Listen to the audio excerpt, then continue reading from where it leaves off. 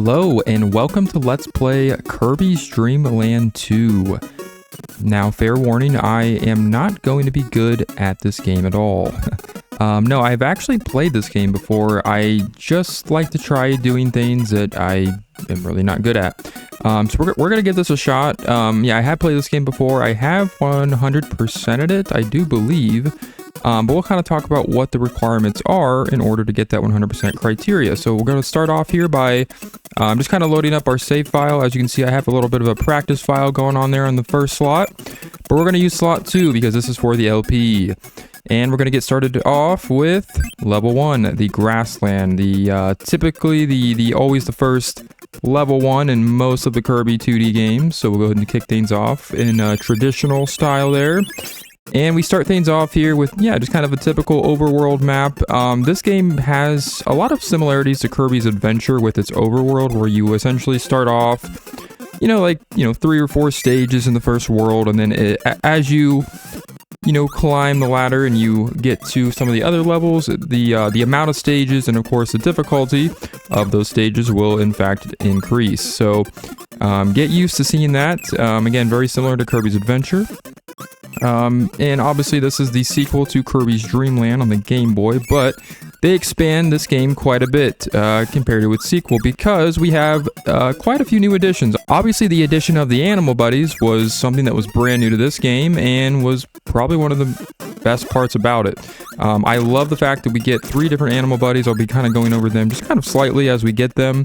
But yeah, we're just kind of starting things off here. I was really excited to do an LP of this game. I had already done a Let's Play of Kirby's Adventure, and I thought about doing this game as well, which is kind of nervous as to how well I would do in the actual gameplay, because I don't get me wrong, like I love playing Kirby. I just have I don't know, I have this moment, a few moments where I tend to struggle on the most obvious things that should not be should not be causing struggle. So but we're gonna see how well we do. I don't really care performance wise if this is a flop, and then so be it. We went ahead and completed the first stage there. We'll go ahead and kind of talk about what the requirements are in order to 100% the game. I think this is probably a good time to do it, since really nothing really nothing complicated going on here in the very first stage. So in order to 100% Kirby's Dream Land 2, you have to meet 3 of the following criteria. And it's kind of interesting because now that I think about it, I don't think I've actually fully 100% of the game. I think I've only achieved a 99. The first thing you have to do in order to achieve that 100% is to collect all 7 rainbow drops. So rainbow drops are going to be found in very hidden locations. The first 2 or 3, and it looks like we're getting our first Animal Buddy in this room. First 2 or 3 are kind of given to you, and they're kind of in very easy to find locations. But I believe starting World 4 or 5 maybe is when they get a little bit more clever with the placement of the rainbow drop. So you'd have to have you have to find 7 of these things to even have a chance of getting that 100% criteria. And it also unlocks something at the end of the final game, or at the end of the game as well. So very important to kind of stay aware where those are.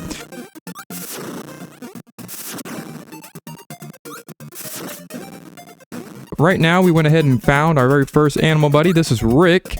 Probably my favorite of the 3. I don't know. I think all 3 of them have their own usefulness in the game, but Rick is pretty damn cool. You get a ride on top of his back, and of course, you do have the copy ability in this game. So anytime you have so any ability that you have, Rick will also have that as well. We have 2 other Animal Buddies in the game. They're Koo and Kine. One's an owl, one's a fish, and Rick is a good old hamster, of course. So they will be able to also use Kirby's copy abilities. How they use them will depend on the Animal Buddy, though. So as you can see, we have the flame ability now. Kirby using the ability is different than Rick using the ability. And Rick using the ability will be different than Kine and of course Koo as well. The other 2 animal friends that we will find along our adventure as well. That's going to do it for the second stage, so not too bad. I'm going to see how... Oh, right on! We got a 1-up. I'm usually not good at doing this little end goal thing here, where you kind of have to propel yourself up to the very top cloud there to grab that 1-up, but we went ahead and did it in that one, so not too bad. But right now, we're already finishing off the first world, so we have stage 3 here. How I'm going to be doing this is I'm probably going to do like probably at least 2 worlds per episode, because again, this game's very short.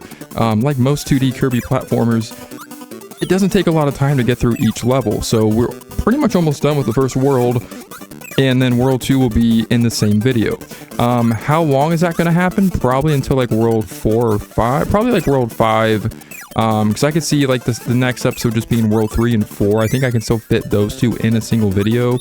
I mean, hell, I could fit as many as I wanted in a video. It's not like there's a time limit on YouTube anymore, but I think how I'm going to do this just for organizational purposes is just do 2 worlds at a time until it feels like they, because I believe starting with world 5 is when things get a lot longer and it starts to get, you know, you kind of get into like those 5, 6, 7 stage worlds. So, but right here we have our very first rainbow drop location. So what we need to do is we cannot get in there yet. We had to have a certain ability. So one thing that's actually very interesting about the rainbow drops is sometimes you can't just grab them. You have to actually get an ability in order to even get to the actual rainbow drop. So even if you find their location and you don't have the right ability, or you don't have any ability, I hate to say it, but you're going to have to go and find it. Now, like I said, the first, a couple of them are going to be pretty simple. Like, they give you the umbrella ability, which is what you need to get that one, right there in the very next room. And luckily, you can just go back into that room. Some stages are laid out to where you can't do that, so this one is pretty nice to you, I'd have to say. So, but yeah, like I said, the first 2 or 3 are not going to be that difficult, and won't require any necessary grinding. The last few, we'll talk about them when we get there, because they do require quite a bit of backtracking, having specific abilities, and just jumping through all sorts of hoops that you'll see once we get to that point. We went ahead and completed the final stage in World 1.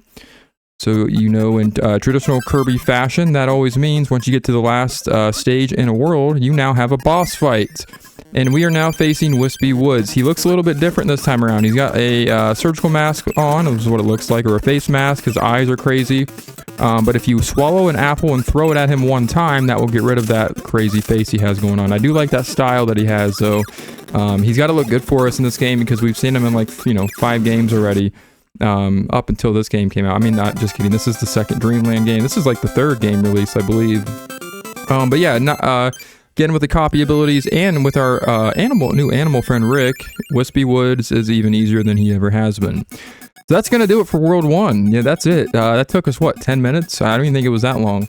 We're going to jump right into World 2. That's right. So we are jumping into this pile of grapes. I think every world, as you can see, like they're like different planets almost. This is your world select menu. So not only do you have an overworld map, but you also have a world menu map there. So kind of cool. But we're going to jump right into level 2, Big Forest. This is actually probably one of my favorites. I wouldn't say it's my all-time favorite, but it is pretty cool looking. They do a pretty good job on the Super Game Boy version with the color palettes. They make this game look very colorful, and especially knowing that the prequel to this game, Kirby's Dream Land, the original on the Game Boy, had absolutely no color at all. It would only make sense that they would, do everything they can to go above and beyond with the color palettes in this game, and I think they did a hell of a job doing that. Again, only on the Super Game Boy version does this, come in as color. I do believe the original Kirby's Dream Land 2, the Game Boy is not. It's just black and white like the first one. So you have to be playing this version in order to see the beautiful colors. So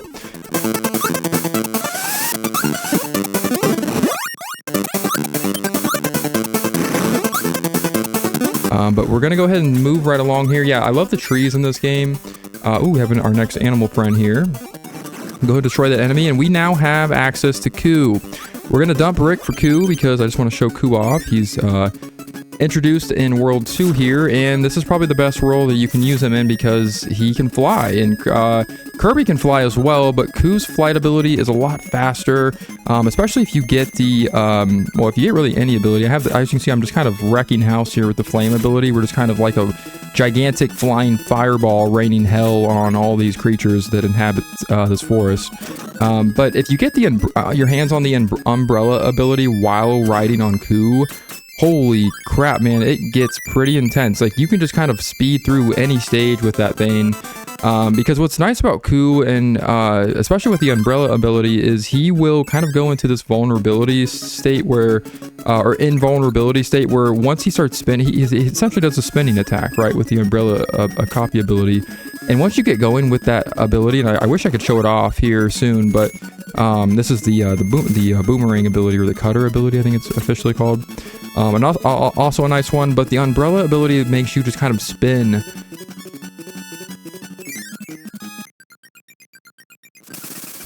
There's actually rainbow drop number 2.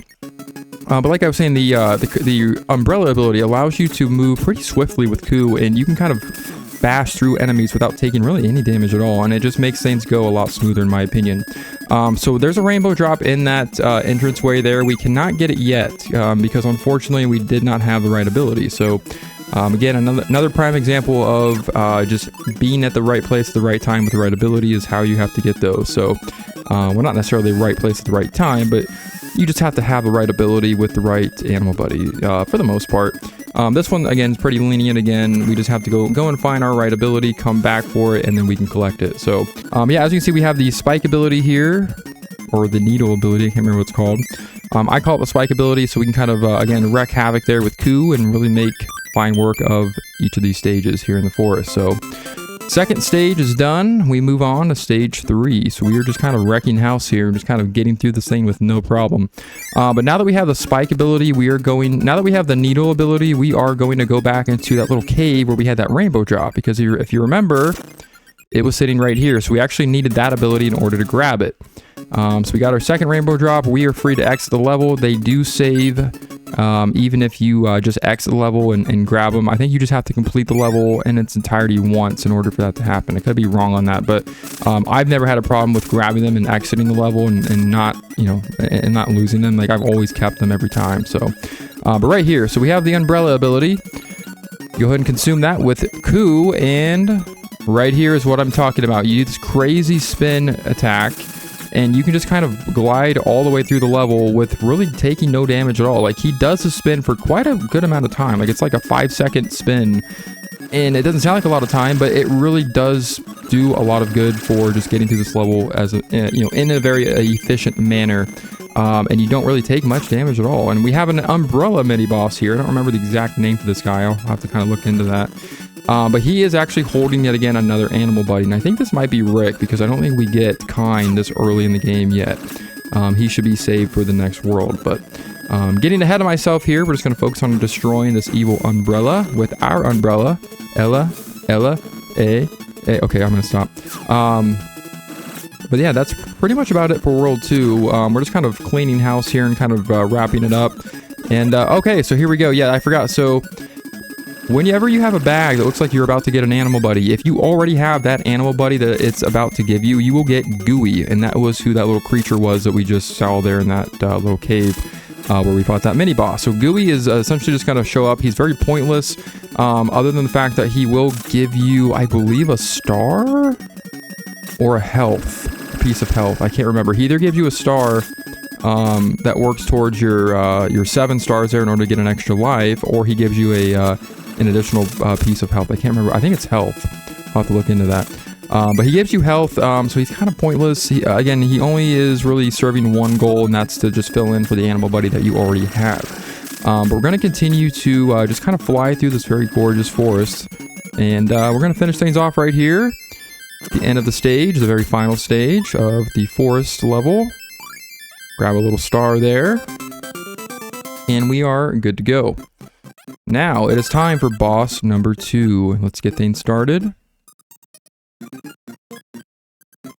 We're gonna fly up and down and kind of pace ourselves, prepare for this. I think I do want to keep Ku with me. I don't know. I can't remember if Ku's gonna be useful here. I think we're gonna keep him with us. Let's just go in. Let's do this. We are now facing off against Naruf and Nelly. These are 2 small boar-like creatures that are going to be pretty aggressive and run towards us, trying to attack us. If you have a Ku, this will be really no problem at all, especially with the umbrella ability. Oh my goodness, I can't even go on about how easy this makes the game. If as if it was anything hard and to begin with. But yeah, you just kind of want to, if you have an ability, you can kind of just spam the ability over and over again. If you do not, you just have to wait until you can get a hold of one of the smaller boar creatures, and then you spit those back out at the gigantic one. So you're gonna spit. You just have to wait until you get to Nelly, and then you can spit him back out at Naruf. So, which I believe, yeah, Nelly is a smaller boar-looking guy, and Naruf is the larger one. So, not too hard. He does also throw bombs. I think you can swallow those and spit them back out at him as well. But you're mainly just aiming for the larger boar guy here. So, again, enough hits, he will go down. As you can see, I don't have my ability anymore, so we are kind of limited to just doing it the normal way here, just the classic old school style. Or I guess just how you're meant to do it, right? Yeah, not too challenging. You just kind of have to avoid his bombs and stay the hell away from them when they're running towards you. Again, if you have Coup, you can literally just sit at the very top of the map there, or at the top of the screen, and really just let them do what they want until you have the chance to attack, of course. So I would probably recommend bringing a copy ability into this fight. However, it is not required. So, but that's going to do it. Once again, they will go down after so long.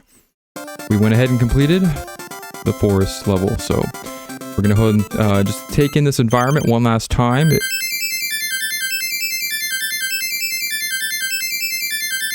Enjoy this bright green color palette, and we're going to move right along. And it looks like we have the ability to move on to World 3.